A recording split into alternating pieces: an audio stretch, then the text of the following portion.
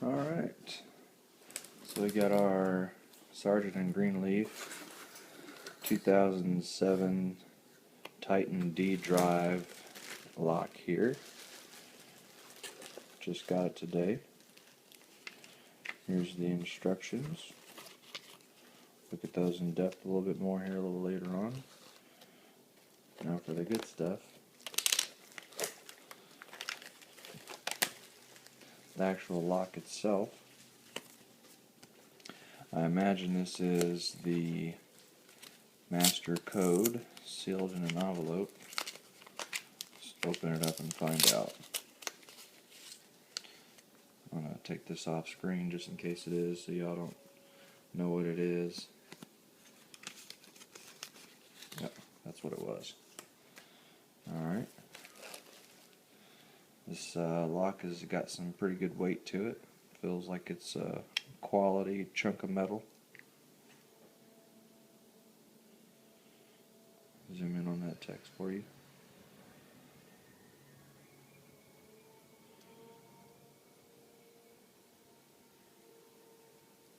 Let you get a couple different views of it.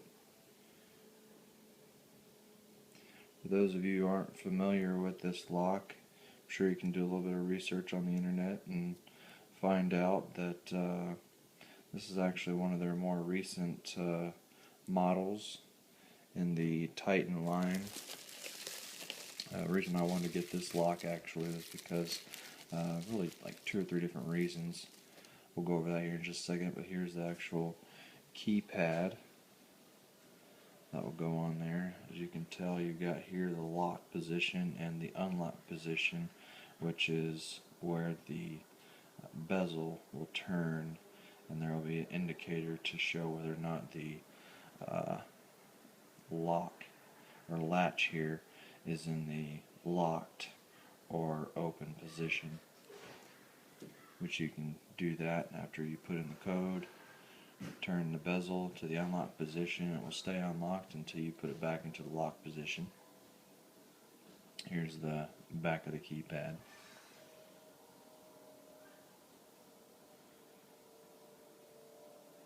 Pretty cool. Set that to the side. So anyways, one of the reasons that I wanted to get this lock was because in the middle of the night, if you want to get in your safe, and you have a little child in your room who's about 6 months old and you don't want to wake him up, you don't want to be pushing on the keypad and hearing the beep sounds.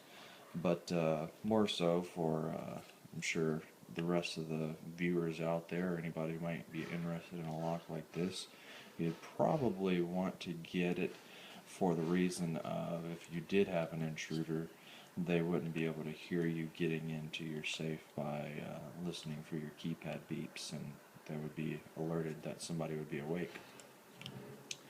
Another reason, I guess while I'm fooling around with this lock bezel here, as you can tell, this is probably the pivot action. Yeah. So this back part would stay in one fixed spot on the safe door, and then you would actually turn the bezel, and the little blue indicator here would show you if it's in the locked or the unlocked position. And as you can tell right here, you've got the battery compartment, which you would access, to my understanding, I think you have to get it to the unlocked position. Let's try that out.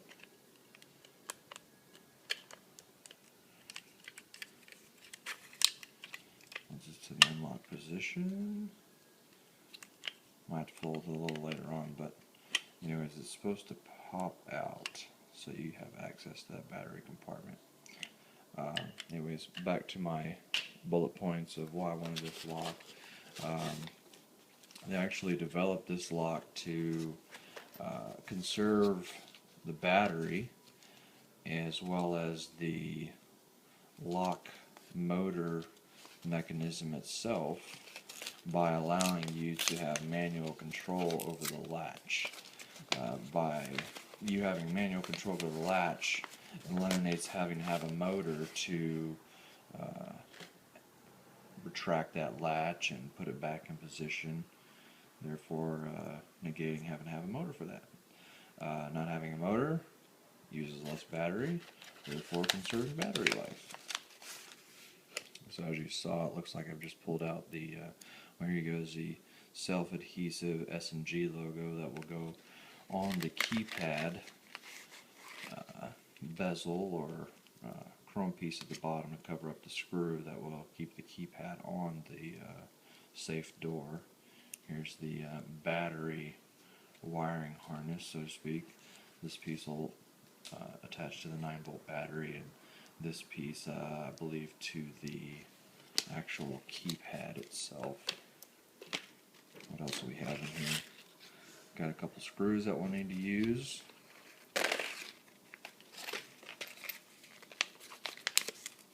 And what do we have here?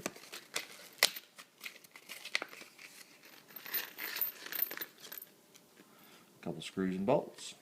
So let's put these back in this package for now so I don't get anything mixed up or lose anything. I'm going to set these to the side and dig a little deeper, see if we get anything else in here, any other goodies. One more package. I might presume that this might have the relocker cable in it.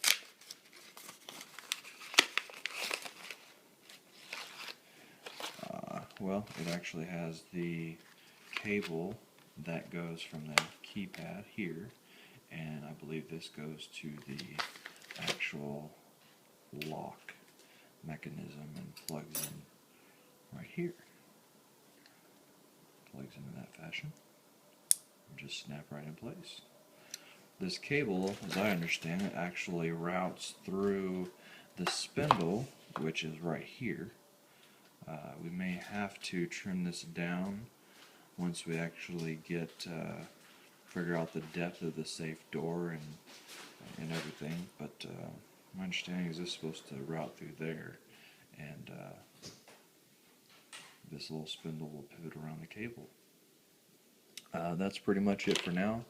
Once I read through the directions and get to the safe, I've got a Browning safe. We'll take the inside door panel off and show you how to get to the actual existing latching mechanism, and we'll disassemble that and swap it out. I think it's the existing latch is either Sargent and Greenleaf 6120, possibly with a Z02 keypad.